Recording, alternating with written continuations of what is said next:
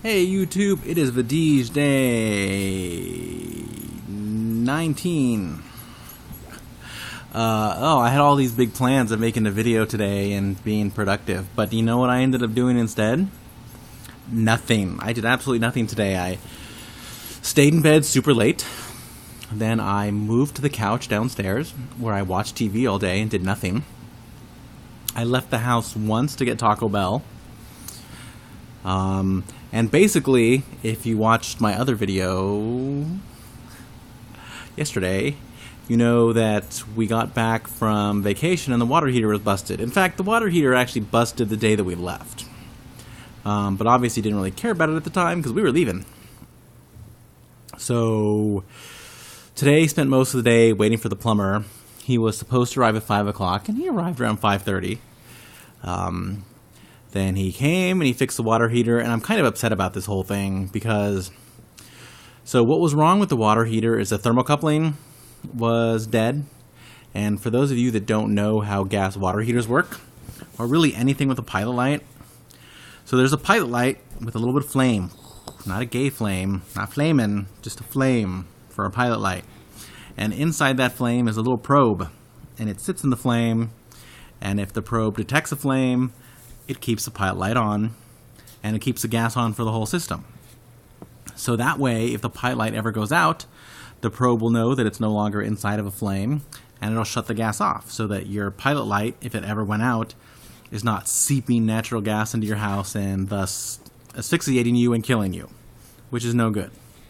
Anyway, so the thermocoupling in my system died, which means that it just turned the gas off, and so the pilot light wouldn't stay on. And if you did reignite the pilot light and you managed to get the burner running to heat some water, it would eventually turn off because it figured, I don't have any fire, don't turn on any gas. So I went on the internet to see, is it hard to fix this? And basically the internet said, no, this is insanely easy to fix unless, and then there was this big caveat, unless you have a sealed burning chamber. And what that means is basically, it's all contained, there's a little door, and they put a little window on it so you can look in and see if your pilot light's on, but there's just that teeny tiny little window, which means I have a sealed burning chamber. And it says, though, and so on the internet, for my research that I did, it said, well, if you have a sealed burning chamber, let a professional do it. So I figured, okay, I'll call a plumber and let them do it.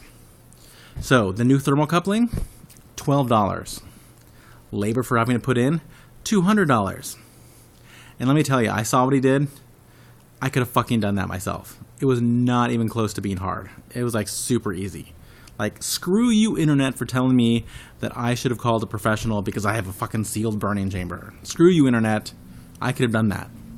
I think the reason why they tell you to call a professional is because if you don't have a sealed burning chamber, you can get at the thermocoupling without having to disconnect any gas or anything like that. But if you do, then there's a whole apparatus. It's all connected in one big thing, and you have to undo a gas line. And so they think, well, normal people should never do that. But like, it's hard. There's a shutoff valve. You disconnect it, pop it out, put new things in, shove it back in.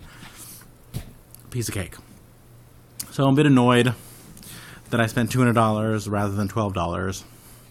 Oh, I still spent the $12 because if he had gone to his parts warehouse and got the thermocoupling and did all that crap, it was going to cost me $300.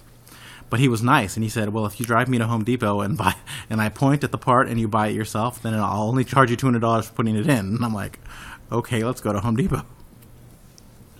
So $212 I spent instead of spending just $12. Let me tell you, people, it's so worth doing things yourself. It is totally worth doing things yourself. Okay, I'm done rambling. I'm done. Tomorrow will probably be another lazy day, except I'll do laundry. I'll do laundry tomorrow, but mainly I'll be watching television again. To all my friends out in Portland, if you're watching this, my new friends that I made on the BGV, hi, I miss you. Oh, I miss all the people that I met in Portland. I love meeting new people, and I met a lot of really great people. So hopefully I'll see you guys again. Okay, I'm done. Till next time, YouTube. Love and bubbles.